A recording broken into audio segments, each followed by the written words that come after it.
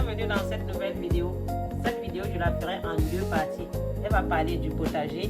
Le printemps, il est en train d'arriver et il faut déjà commencer à penser au potager. Donc, dans la première partie, je vais vous proposer des plantes, une dizaine de plantes à peu près, que vous allez utiliser, des indispensables vivaces, aromatiques, que vous allez utiliser dans votre potager. Restez bien jusqu'à la fin, car à la fin, vous avez quelques indispensables qui sont vraiment très originaux. Dans la deuxième partie, dans une autre vidéo, je vous parlerai aussi des indispensables du potager, mais que vous pouvez cuisiner, qui sont un peu plutôt condimentaires. Donc, dans cette première partie, des indices. Et pour ceux qui ont des balcons ou des terrasses, restez bien jusqu'à la fin, car je vais vous expliquer, si vous avez un balcon ou une terrasse, comment est-ce que vous pouvez faire pour cultiver ces choses chez vous. La première plante que vous pouvez utiliser, indispensable dans votre potager, c'est du romarin. Le romarin, en termes de hauteur, vous pouvez avoir des hauteurs qui sont 30-40 cm, voire des romarins qui vont monter jusqu'à 1 mètre. L'avantage, c'est qu'elle est persistante.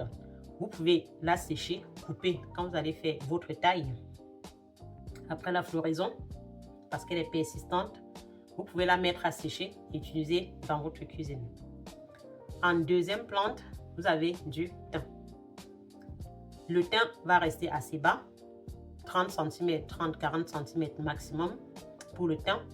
Vous pouvez la tailler assez facilement, mettre à sécher comme du romarin. Et si vous avez des toux, rien ne vaut une bonne tisane de thym avec du miel et du citron. Donc pour le thym, un indispensable pour le potager. Vous avez une autre variante de thym qui est le thym serpolette, qui elle va être plutôt tapissante. Très intéressant aussi dans le potager. Le thym, le romarin, le thym serpolette ont une belle floraison bleu-violet en été. Donc, quoi de mieux? Non seulement c'est indispensable pour le potager, sa belle floraison violette et son parfum, et leur parfum aussi, sont très importants pour le jardin. En quatrième plante, je vais vous parler de la sarriette.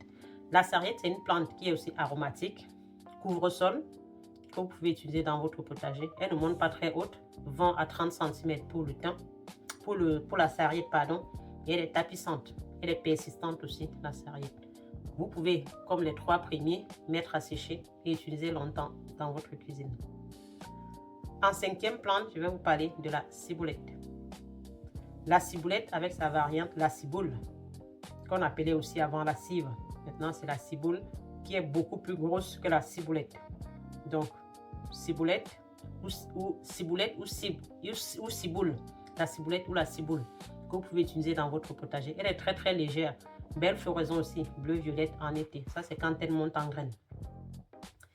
L'avantage avec la ciboule, c'est qu'elle est non seulement elle est légère, elle ne prend pas beaucoup de place. Vous pouvez, elle, plutôt la congeler. En séchage, vous pouvez la déshydrater aussi, mais découper et mettre à congeler pour avoir vraiment une grosse quantité que vous utiliserez beaucoup plus longtemps. Donc, la ciboulette ou la ciboule, un autre indispensable pour votre potager. Une autre plante aromatique, c'est l'origan. L'origan va être tapissante, couvre-sol. Vous avez de l'origan doré qui va venir vraiment donner de l'éclat et de la couleur dans votre jardin. En plus d'être tapissant, il va protéger le sol. Il va protéger le sol et vous pouvez aussi l'utiliser plutôt en surgelé. Vous pouvez la déshydrater, vous pouvez la surgeler, mettre en congélation aussi pour pouvoir l'utiliser beaucoup plus longtemps. Comme je disais, les surprises de la fin, vous avez du céleri. Céleri perpétuel ou la livèche. Le céleri perpétuel ou la livèche. Ça, c'est un céleri qui est vivace. Elle est caduque, elle va disparaître complètement en hiver. Mais chaque année, vous allez vraiment voir du céleri qui va revenir chaque année. Elle peut monter assez haute. Il y a eu du céleri perpétuel qui montait jusqu'à 90 cm. Et quand il y a la hame florale, il peut monter encore beaucoup plus haut, jusqu'à 1 mètre, un peu plus d'1 mètre en termes de hauteur. Vous pouvez, comme le dit mon collègue Le Vitalisme, si vous n'arrivez pas à dormir, vous faites des jus de céleri. Là, vous dormirez comme des bébés. En plus de l'utiliser pour la cuisine, vous pouvez l'utiliser aussi pour vous faire des jus de céleri vous pouvez l'agrémenter avec autre chose. Mais pensez au jus de céleri. Pensez aussi à utiliser du céleri dans votre cuisine et dans votre potager, bien évidemment. Une autre plante assez surprenante aussi, c'est le poireau perpétuel. À la différence de l'autre poireau, qui est vraiment sur une année, le poireau perpétuel va vraiment revenir chaque année.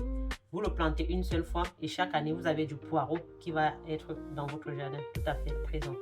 Vous pouvez aussi le mettre à congeler, l'utiliser constamment. Coupez toujours ces plantes-là, coupez-les toujours au-dessus, pas couper le cœur pour que ça puisse repousser continuellement. Et ne pas l'arracher non plus. Si vous l'arrachez, là, vous n'aurez plus de repousse chaque année. Donc, vous coupez toujours au-dessus afin d'avoir des plantes qui vont revenir chaque année. Merci pour ceux qui sont arrivés jusqu'ici. Donc, pour ceux qui ont un balcon ou une terrasse, comment faire pour avoir ces plantes dans votre jardin? Pour ceux qui ont un balcon ou une terrasse, vous pouvez mettre un treillis.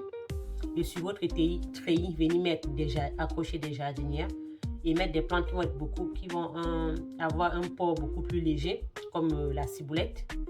Vous pouvez mettre dans votre jardinière la ciboulette, de l'origan, du thym, qui ne vont pas avoir un gros développement.